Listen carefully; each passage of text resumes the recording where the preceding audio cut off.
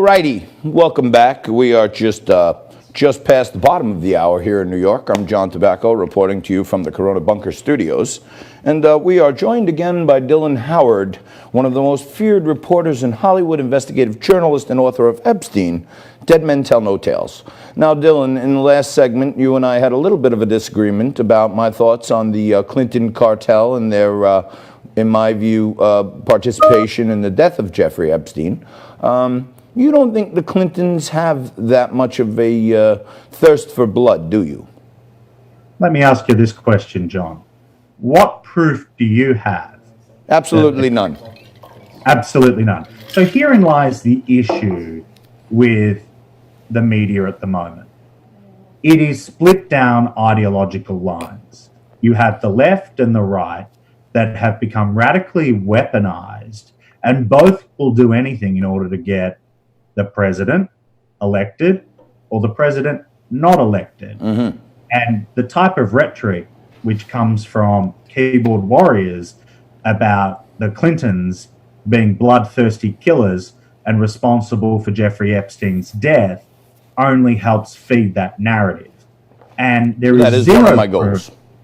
There is zero proof to suggest that the Clintons had any involvement.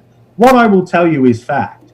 Bill Clinton has sought to minimize his connection to Jeffrey Epstein. He flew on the so-called Lolita Express far many times than he's ever copped to, and the closeness between him and Jeffrey Epstein was significant.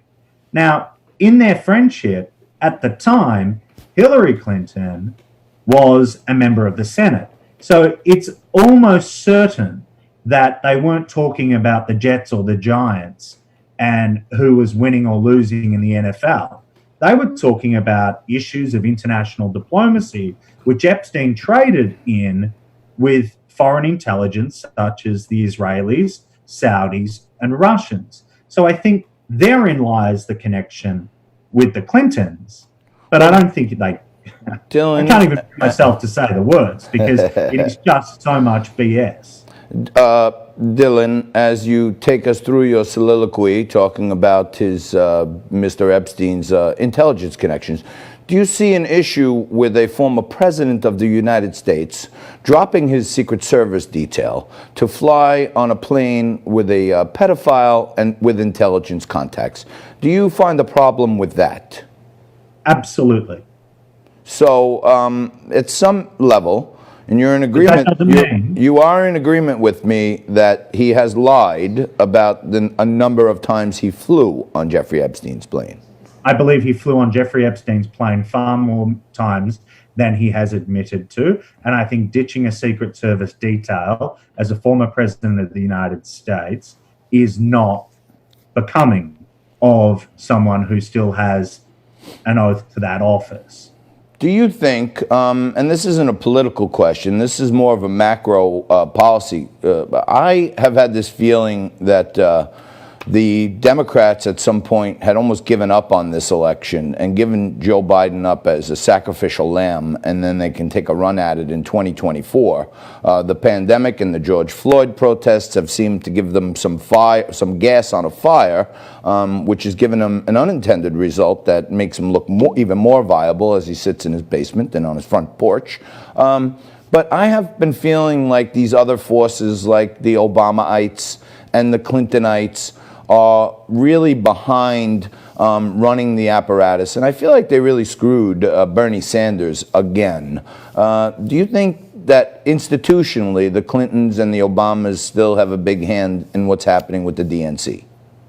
Well, I think institutionally the Democratic Party is better run than the GOP in terms of its operations.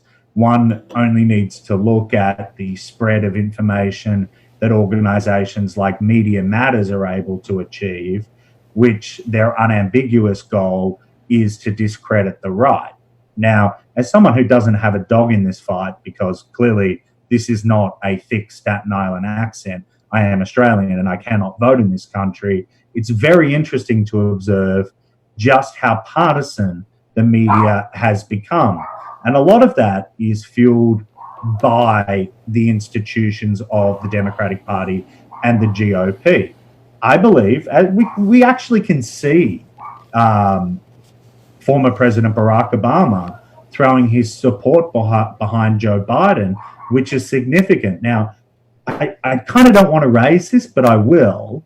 Kanye West, him entering the race to be the next president of the United States is nothing short of a bad song and a bad joke. But think about the consequences of what that might well be.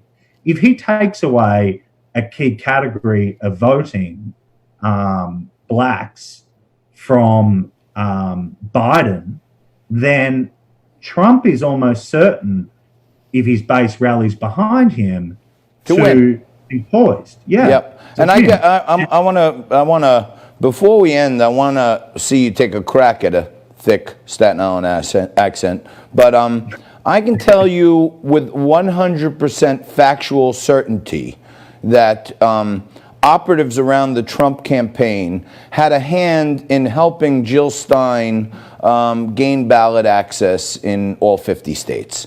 And many people believe that that was a slick piece of political trickery to pull some women votes away from Hillary. And I know that for certain. I can tell you I was in the room when it was discussed and then put into action. I feel like this is another trick just like that to get Kanye out there, get him on as many states as possible where he can still get on. There are some states where you just pay a fee and you're on. And every one of those black votes turns out to be not for Joe Biden, and that slim margin could be the win. In our final minute here, if you could, even if you want to try a New York accent, could you see the Trump campaign being behind this, Kanye? I won't embarrass myself or upset your viewers by trying to put on an American accent, let alone a Staten Island accent. Look, I don't have any idea whether Kanye West is behind, the Trump campaign is behind Kanye West's nomination, if you like, to run for the presidency. But if it is a legitimate run, and we still don't know if it is a legitimate run, it does have the potential to fracture the vote, as we've seen in past elections. Got it. When George W. Bush should have been elected if there was not an independent that not George W. Bush. All right, we gotta leave it there. Dylan Howard's one of the best in the business, and I thank you, my brother, for joining us. Appreciate you taking a little fun jabbing from me. You're the man. We'll have you back soon, hopefully. Good to talk to you, John. Have a